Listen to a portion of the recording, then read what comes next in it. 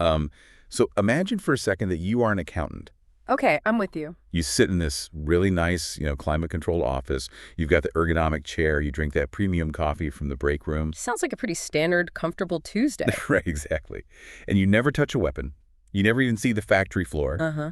But the spreadsheets you manage, the tax loopholes you find, the supply chains you optimize, they all belong to a corporation that manufactures cluster munitions. Oh, wow. Yeah. That's a heavy pivot. Yeah. But you just do the math, right? You're just the accountant. So the question is, are your hands clean? I mean, that right there is the ultimate modern paradox. It really is. Because we have built this economic system that is just so complex and so incredibly layered that you can spend your entire life facilitating profound harm without ever once feeling like a bad person. Without ever pulling a trigger. Exactly. You just hit enter on a keyboard. And that cognitive dissonance, that exact feeling, is basically our starting line for today's deep dive. It's a fascinating place to start. I want you, the listener, to really think about your actual morning routine. The alarm goes off, you drag yourself out of bed, you make that desperate first cup of coffee, and you log into work. The daily grind. The daily grind. We do it to pay the bills, right? To keep the lights on, maybe save up for a vacation if we're lucky. Yeah, we view it as this completely neutral, mechanical requirement of survival. But what if that completely ordinary Tuesday morning ritual is actually the most profound ethical choice you're going to make all day? Well, see, we are so conditioned to view our professional lives and our personal ethics as two totally separate domains. Yes, like they exist in different universes. Exactly. We put on our professional armor, we do our commute, and we basically just leave our moral compass sitting on the nightstand. We literally tell ourselves, hey, it's just business. Like what we do for money is just a transaction. Right, detached from who we actually are as human beings. So tearing down that specific wall is the entire mission today. And we have a really incredible source text to help us do that. We do. We are going deep into a document called the Peaceful World Blueprint. Specifically, we're looking at version 1.0, the public academic version. And for those who might be unfamiliar with this text, I should clarify, this isn't some political stump speech, right? No, not at all. And it's not just a vague philosophical treatise either. It is essentially an architectural framework. Like a literal blueprint, like the name said. Yes. It's this highly detailed thought experiment that essentially turns into an operational manifesto for building a civilization that systematically rejects violence and extractive economics. But we are imposing a very, very strict constraint on ourselves today. Which I think is the best way to handle a text like this. Absolutely, because the blueprint is massive. I mean, it touches on everything from global governance to how we allocate raw resources. It's huge. So we are ignoring almost all of it. We are putting a giant microscope over one single load-bearing pillar of this document. Point 31. Point 31. Which is titled Work Ethics. And it has this little subtitle in parentheses that says, Right Livelihood. And I think it's important to point out just how short this section actually is in the source text. Oh, it's tiny. It's barely a paragraph long. It is exactly 3 sentences. 3 sentences. But the brevity is honestly what gives it such immense gravity. Exactly. The authors aren't just meandering through, abstract ethical theories. You don't have time for that. Right. They have distilled this highly concentrated operational protocol for living. And when you place those 3 sentences under the microscope, like we're doing today, you uncover enough economic and moral weight to completely dismantle and rebuild the whole concept of modern capitalism. It really does go that deep. So the goal is to unpack the internal mechanics of point 31.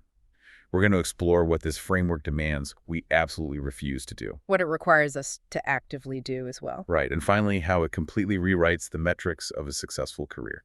So let's jump straight into that foundational philosophy, the concept of right livelihood. Let's do it.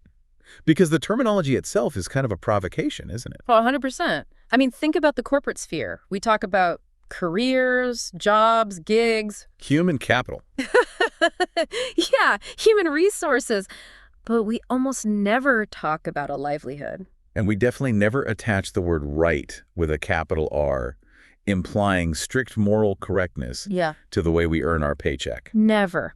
Because the blueprint uses this specific term to force a direct collision. A collision between what? Between your biological need to survive and your ethical duty to be a decent human being. Wow.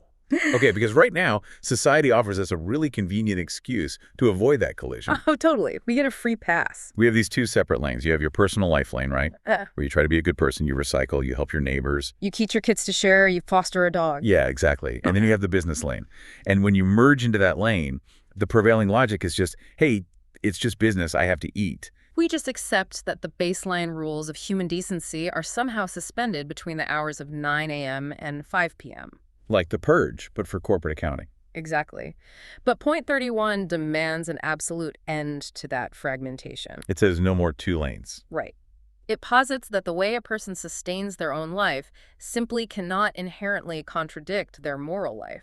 Because if you look at it purely through the lens of time allocation, labor consumes the vast majority of our waking, energetic hours. Mathematically speaking, the workplace is the primary arena where our ethics are put into practice. So if your ethics don't apply to your labor, they really don't apply to most of your actual existence. That's the uncomfortable truth of it. It makes me think of an analogy. Imagine someone whose entire personal identity is built around a strict vegan lifestyle. Okay, I'm picturing them. Right, so they don't eat meat, they don't wear leather, they spend their weekends advocating for animal welfare. Very committed. Very. Now, if we apply the concepts of right livelihood, that person cannot justify working the grill at a high-volume steakhouse from 9 to 5.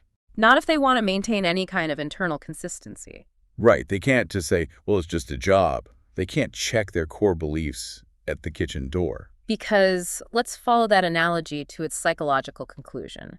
What happens to that person's mind if they do work the grill every single day? I have to imagine they start feeling incredibly disconnected. Severe alienation. When your livelihood requires you to consistently violate your own internal compass, it generates this very specific, toxic kind of burnout. Oh, that makes so much sense. You're spending 40 hours a week causing yourself psychological injury just to earn a wage. And then what do you do with that wage? You probably spend it trying to medicate or recover from the toll of your job. Exactly. You buy distractions. It's an Ouroboros of exhaustion. You work a job that hurts your soul to buy things to numb the pain of the job. And the inverse is what this manifesto is really trying to engineer, right? Yes. When your livelihood actually aligns with your ethics, that friction just disappears. You get true alignment. Work becomes an extension of your character rather than a betrayal of it. A society built on aligned labor wouldn't need to perpetually numb itself on the weekends just to forget the trauma of the work week. Okay, I hear that, and it sounds beautiful, but I have to push back hard on this right here. So do you. Because it sounds incredibly aspirational.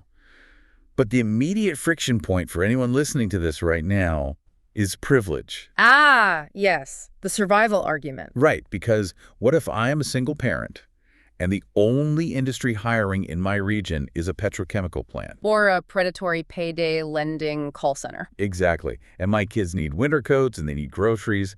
In that scenario, survival takes the wheel. Of course it does. So right livelihood suddenly feels like this luxury belief for people with massive safety nets. Is this framework honestly just demanding that the working class starve for their morals? That is the most critical stress test for any ethical framework, and the blueprint actually does not ignore the reality of systemic economic coercion. Okay, so how does it handle it? You have to view point 31 as a compass, not a guillotine. I like that distinction. A compass, not a guillotine. Right. If you are trapped in a pure survival scenario, the immediate ethical imperative is to keep your family alive. Full stop. So it's not condemning the single parent working at the call center. No, but the framework demands that the survival scenario does not become a permanent, comfortable rationalization. Ah, so it's about not letting the temporary compromise become your permanent identity. Exactly. It asks you to maintain a vector of resistance. A vector of resistance, what does that look like practically? If you are working in that predatory call center, your practice of right livelihood begins with the internal refusal to accept this as your final destination. You don't drink the company Kool-Aid. You don't. It begins with the active intention to transition out the very moment it becomes mathematically feasible for you to do so.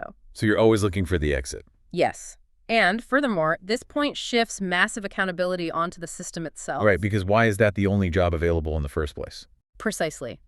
If a society's structure forces its citizens to choose between feeding their children and violating their conscience, that economy is fundamentally structurally diseased. Wow.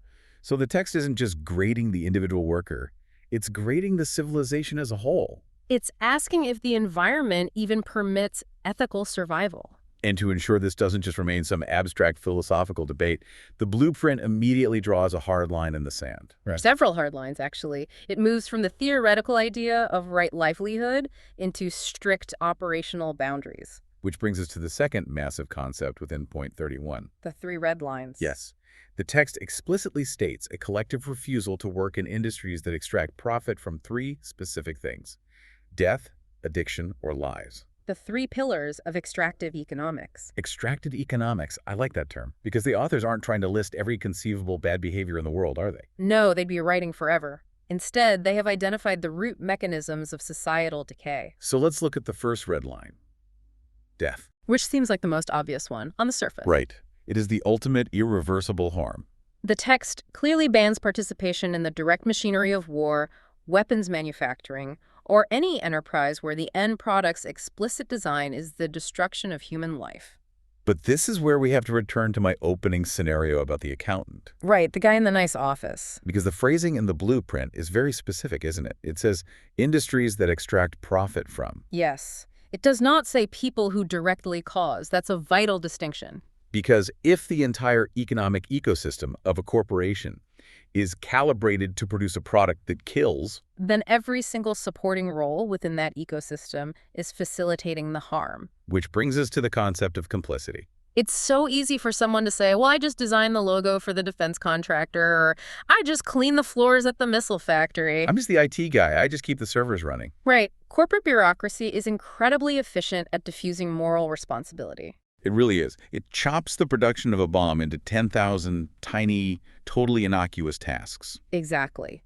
One person sources the metal, another writes the payroll software, another manages the public relations. So no single individual feels the weight of the final product. Point 31 obliterates that diffusion. It demands you look at the macro function of the machine. So if the machine's output is death, you cannot claim your specific cog is innocent. You are providing the operational friction necessary for that machine to run. You are part of the blast radius, economically speaking. That's a great way to put it. Economically speaking, you are in the blast radius. Okay, so the death red line is stark, but the second red line is addiction. And this one feels infinitely more insidious. Because it is woven into the daily fabric of modern life in a way weapons usually aren't. Addiction is the ultimate economic model of dependence. Let's break that down. When an industry's revenue model relies on addiction, what are they actually extracting from the population? They're strip mining free will. Strip mining free will. That is dark. It is. They are hijacking the basic neurobiology of a human being for private gain. I mean, the mind immediately goes to the legacy vices, right? Yeah. Like tobacco companies historically suppressing cancer data. Or massive alcohol conglomerates, casinos. Or the pharmaceutical companies responsible for the opioid crisis. That's a huge one. Those are the historical obvious examples. But applying the logic of point 31 to today's economy forces us to cast a much, much wider net. Where are we casting it? We have to deeply examine the tech sector. Oh, absolutely. The attention economy. Think about a social media platform. They employ thousands of brilliant engineers and psychologists to design variable reward schedules. The infinite scrolling, the red notification badges. Exactly. Features specifically calibrated to trigger dopamine loops that keep users engaged, completely at the expense of their mental health and their sleep. So under this framework, that is an industry profiting from addiction. Without a doubt. This hits incredibly close to home for a massive portion of the modern workforce. Oh, yeah. You might have a job title like user experience designer or engagement strategist. Which sounds totally harmless. I'm just making the app more sticky. Right. But under the severe lens of this manifesto, you are engineering behavioral addiction. You are treating the user not as a human being with agency, but as a host organism. You are extracting their attention and their data to pad a quarterly earnings report.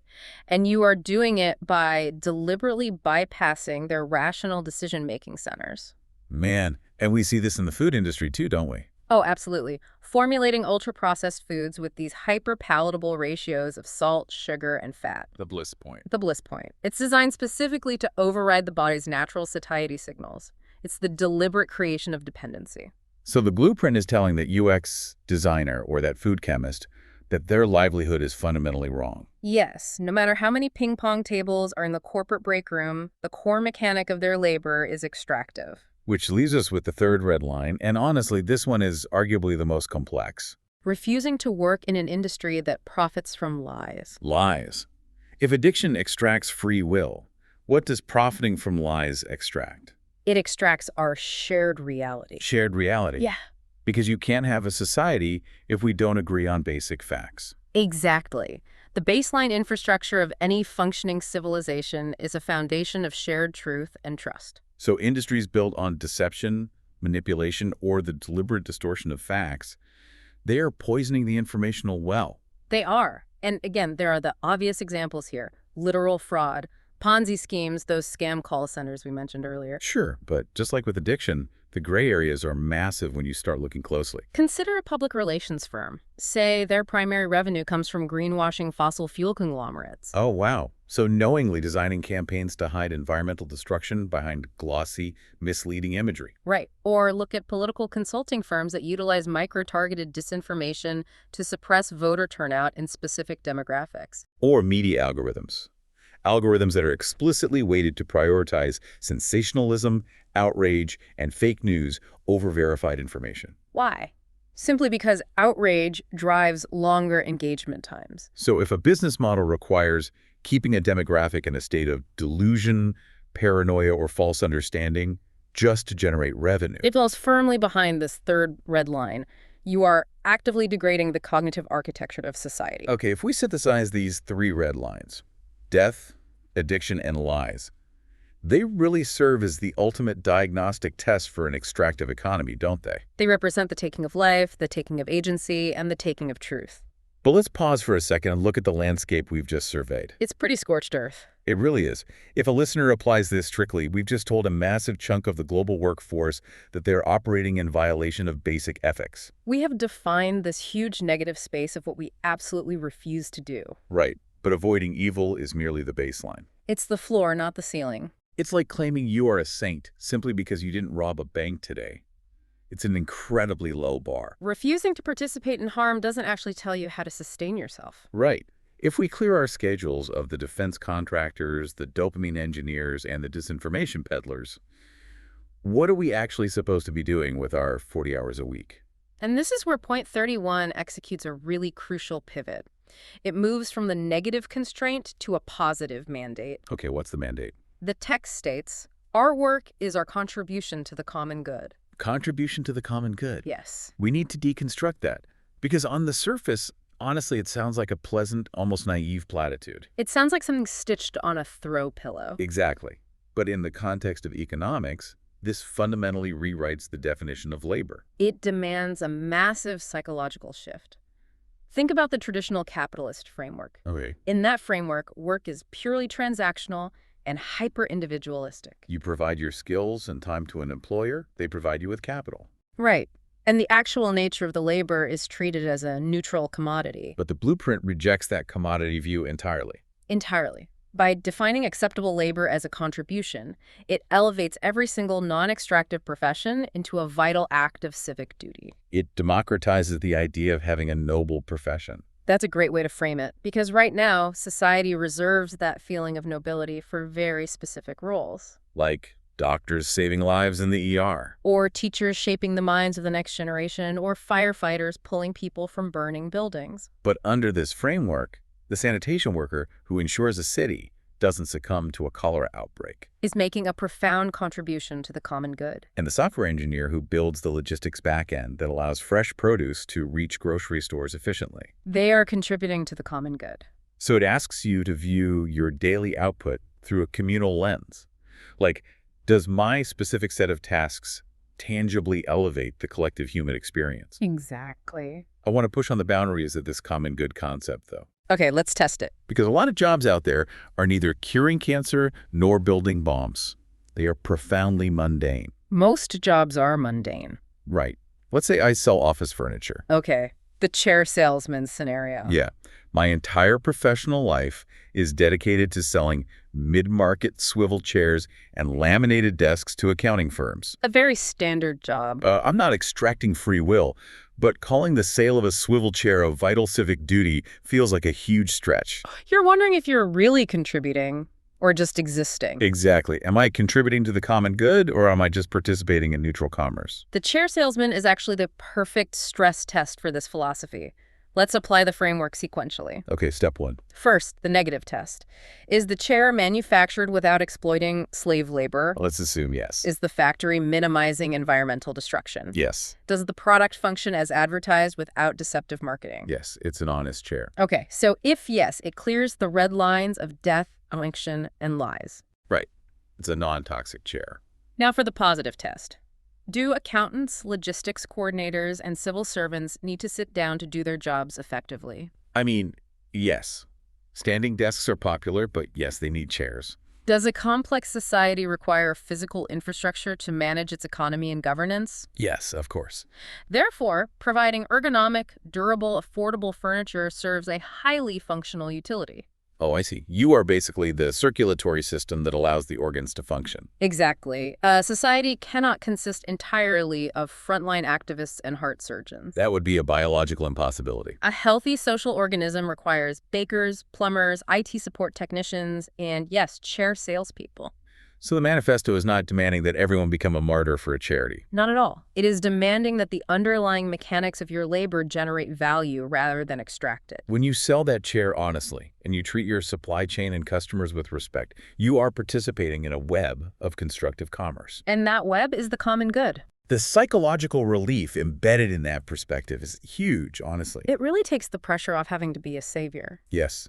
You don't have to wait until you are a billionaire philanthropist or a Nobel laureate to feel like your life has inherent societal value. You find true dignity in the simple utility of your labor. You are a builder, not a parasite. It reclaims the dignity of ordinary work.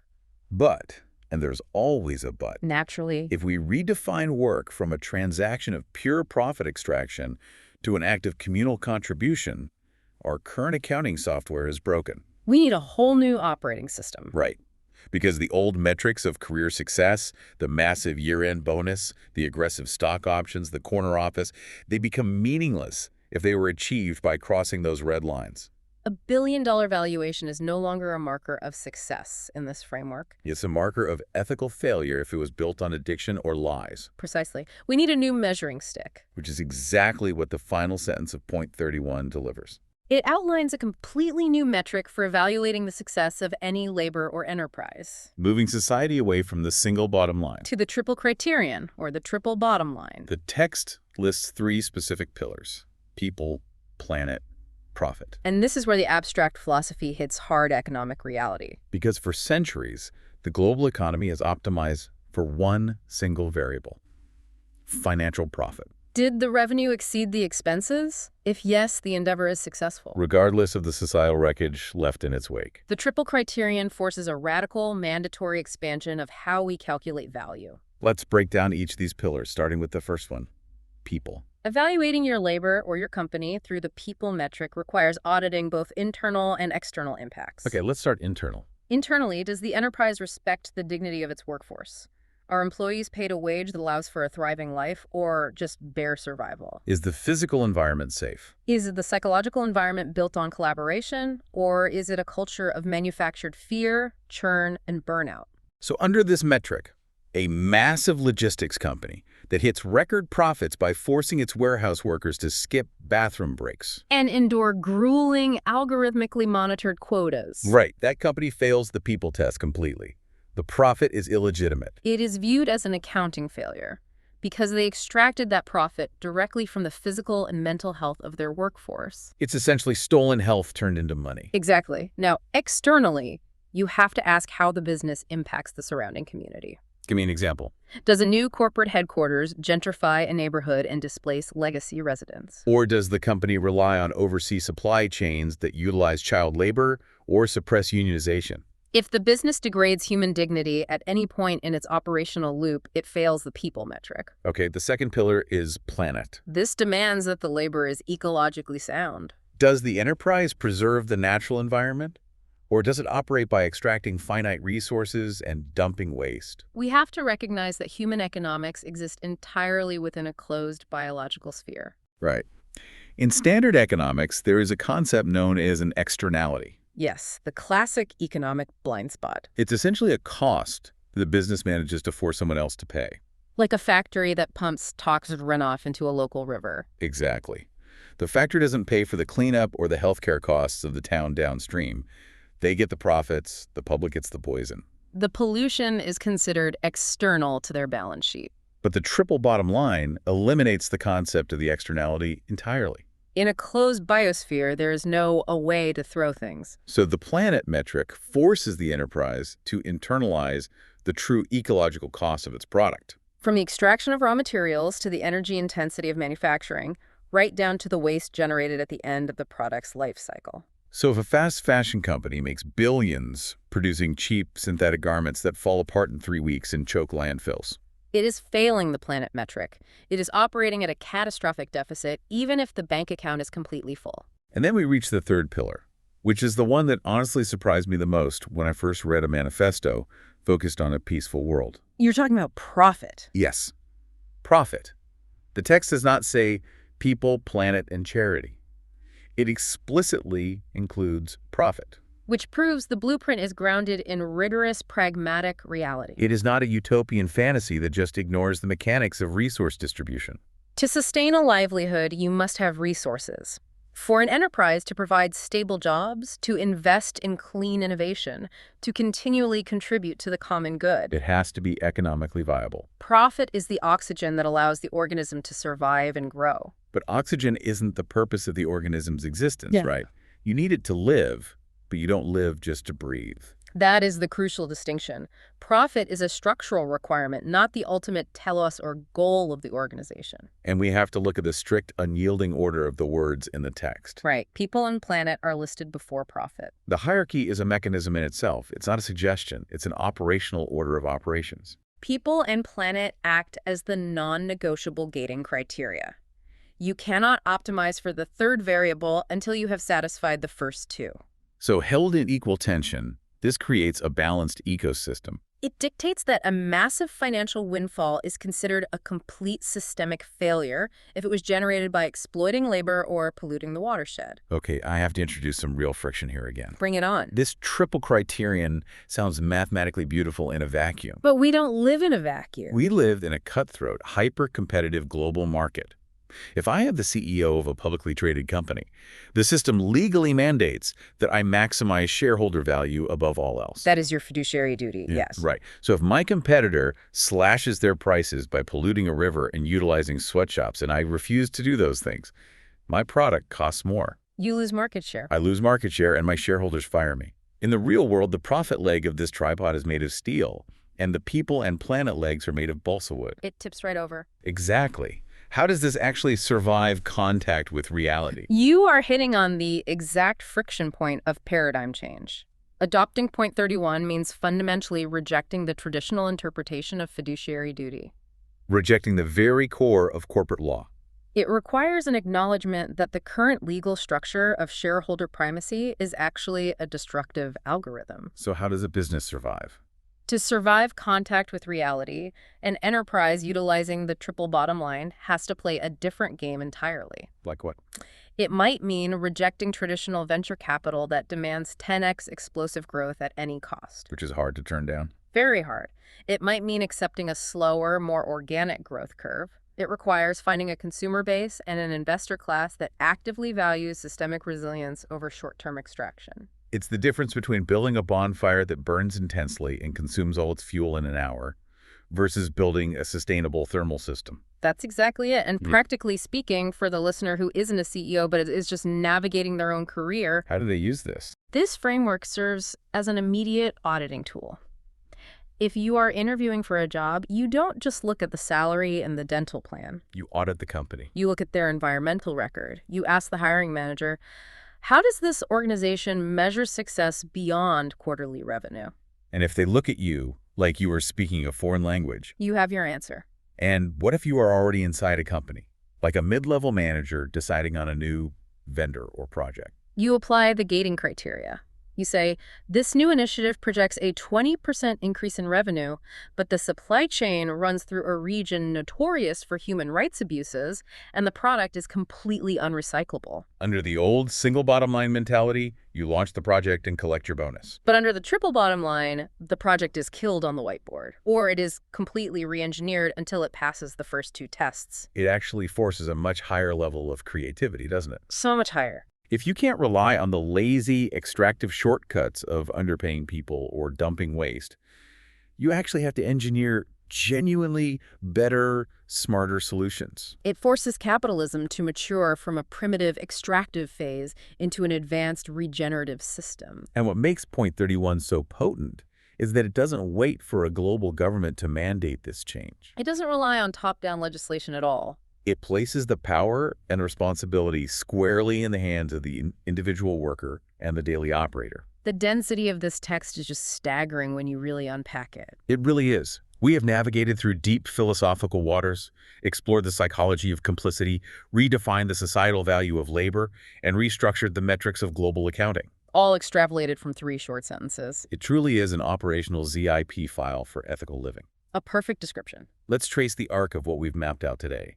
We began by bridging the artificial gap between the personal and the professional. Establishing the philosophy of right livelihood. The mandate that you cannot maintain personal integrity if your professional life relies on harm. And then we locked in the boundaries with the 3 red lines. The absolute, uncompromising refusal to lend our time or talent to industries that extract their wealth from death. From the subjugation of free will through addiction. Or from the corrosion of our shared reality through lives. Then we transformed the definition of labor from a purely selfish transaction into a necessary active contribution to the common good. Finding immense dignity in the foundational non-extractive work that keeps the social organism alive. The chair salesman. The noble chair salesman.